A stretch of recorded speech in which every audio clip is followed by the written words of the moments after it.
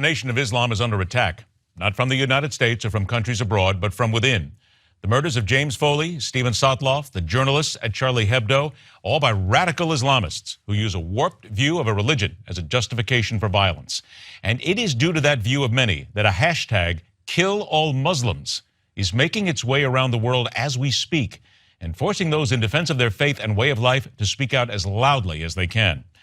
Let's welcome to Midpoint an American Muslim activist and writer who focuses on issues relating to women and girls in Muslim-majority societies, who says it's time moderates speak out against radicals and retake the Muslim religion.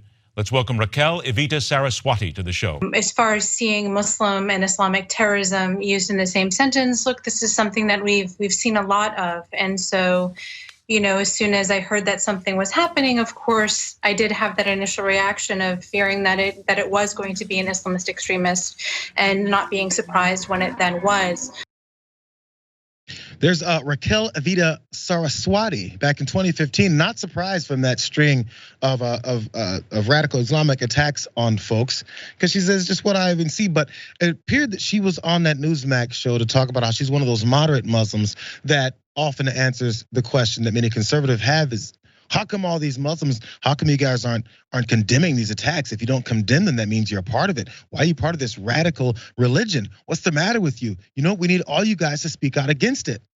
Ignoring the fact that it's quite obvious that the vast majority of Muslims don't participate in those types of activities. But who cares? Let's paint everyone with the same brush. That's part of the problem here. As a matter of fact, this is her talking about that, how it's not like her. It goes back to her. Don't forget that as we go into who she is. Watch this.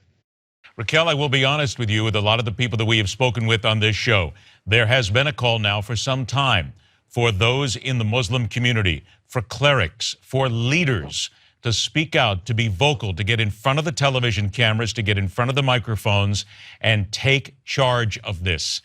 We haven't seen it. We still don't see it. Many Americans will tell you we don't see it, and we've even been told by people involved in intelligence that there's a fear factor, that people in the Muslim community don't want to say anything because they're afraid of being killed.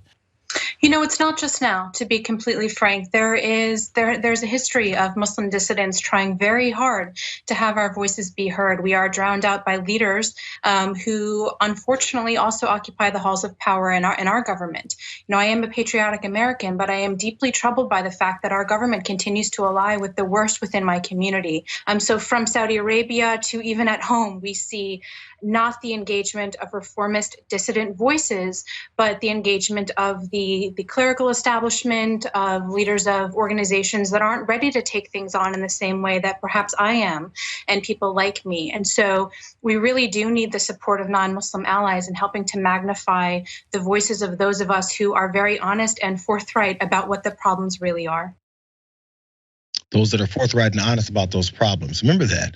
Not like me, she says. This is from The Intercept, because she may not be who many folks thought she was. Raquel Evita Saraswati, a Muslim activist who for years has encouraged people to believe that she is a woman of color, including Latina, as well as of South Asian and Arab descent, is the AFSC's Chief Equity, Inclusion, and Culture Officer, a senior position that gives her access to dozens of the organization's staff and volunteers. But Saraswati, whose real name, who was born, her real name is what she changed it to, but who was born Rachel Elizabeth Seidel, is not a person of color, according to her mother, Carol Peroni. Now that AFSC is the American Friends Service Committee, and it's a prominent Quaker organization known for its progressive values and social justice advocacy in the US and abroad. That's the organization that she's part of, with part of their diversity, equity, and inclusion aspects. But she's not who she said she was, because based off of who she said she was, is part of the reasons why they wanted her on board. This is more from her mother. I call her Rachel, is what she told The Intercept when reached by phone. I don't know why she's doing what she's doing. Saraswati, her mother added, is of British, German, and Italian descent, not Latina, South Asian, or Arab. She also says, I'm as white as the driven snow. And so, is she. Peroni also shared with The Intercept her Ancestry.com profile and a photo of Saraswati's biological father, who is deceased. Another relative who asked not to be identified confirmed that Saraswati is white, though. Now, by the way, Raquel did convert apparently to Islam when she was in high school, but her mother is confused and perplexed as to why she has taken on this new ethnic background. Again, her name is Rachel. We remember what happened with Rachel Dolezal back a few years ago and how she's pretty much disappeared. Really fast though, Adrian, I can't wait to hear you on this. Actually, you know what? No, because she did respond on Twitter, but I want to give her response after we hear your response. So yeah, so I work in the DEI space. I'm an expert in the workplace in terms of desegregation and getting people to feel more included. And I have seen very much an influx of white women joining this space, jumping up into it, particularly post George Floyd. And it can be extremely disheartening when people are not putting in the work, when people are not authentic and truly doing the work. And for this individual to proclaim themselves to be Muslim when it turns out they're white as the driven snow, or I should say not so much Muslim as much as being Arab, or also being a Latina when these things are not the case whatsoever. It's not only shocking and kind of gross, but at the same time it's incredibly disheartening because all it does is distract from what should truly be the focus, in addition to it's more white people taking up space in an area that should have a voice led by somebody who has that lived experience. And that's a big part about it, because one of the folks who was part of hiring her for this position said he felt duped and tricked by this whole thing. And he goes, part of it was all of these qualifications, not just for that look. And this is where I think many conservatives then get confused when they put a couple of black folks and a couple of Latinas and a couple of Arab folks behind them.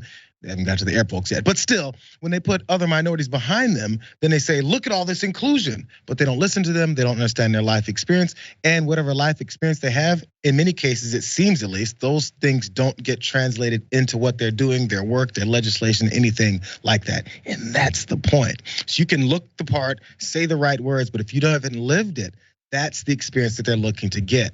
Just because you look like it or you've changed your name and then claim to be something that apparently you weren't. She responded though, because this is kind of blowing up. This is what she said on Twitter. Hello, everyone. I assure people that as soon as I'm capable, I will provide answers to the recent discussion and attack on me. The attack. I understand all the reactions you're having. I'm currently taking the time to get to where I can answer in a way that is most helpful and thorough. Okay. Cool. Give you a chance to figure yourself out. She continued, I realize that some will be angered by my use of attack. Yeah, she knows that at least. And that for some, nothing I say will be enough. That's okay too. I also realize that my taking space both isn't helping me in the public sphere, nor is it helping you. Sure, some responses to all this will be short. And she continued on, and after this whole thing fell apart, she said she's focusing on making it to the top of each next hour, and to sit with loved ones and receive their guidance and care. After that, she privated her Twitter account because I'm sure she was getting flooded with all kinds of stuff. So enough of these attacks, Adrian. Last thoughts? Yeah. It's really pathetic and it's sad. It's like dying so much to be able to speak in a space or to influence people and to create this entire persona as though wearing color, a deeper shade of foundation, or changing our name as we're cosplay. It's like, no, we're people of color. We have lived experiences and walks. Like, stop making this something you want to do for fun because you want to fabricate an image. You want to really manipulate and lie to people. It's really, really gross, and I hope that there are consequences, without a doubt. Yeah, and that's the reason why at the top we played those previous things from 2015, back when she was saying those type of things as a moderate Muslim that was representing the Muslim community with what would be a lived experience, and people can trust her because of it. That's the problem. So many people who then hired her and believe her now were like, wait a second, why is she here? What are her ulterior motives? Who knows? And if she's completely flipped on the way she believes and thinks and says these things, she could say that. She should have said it before she acted like someone else, though. Again, according to her mother, allegedly.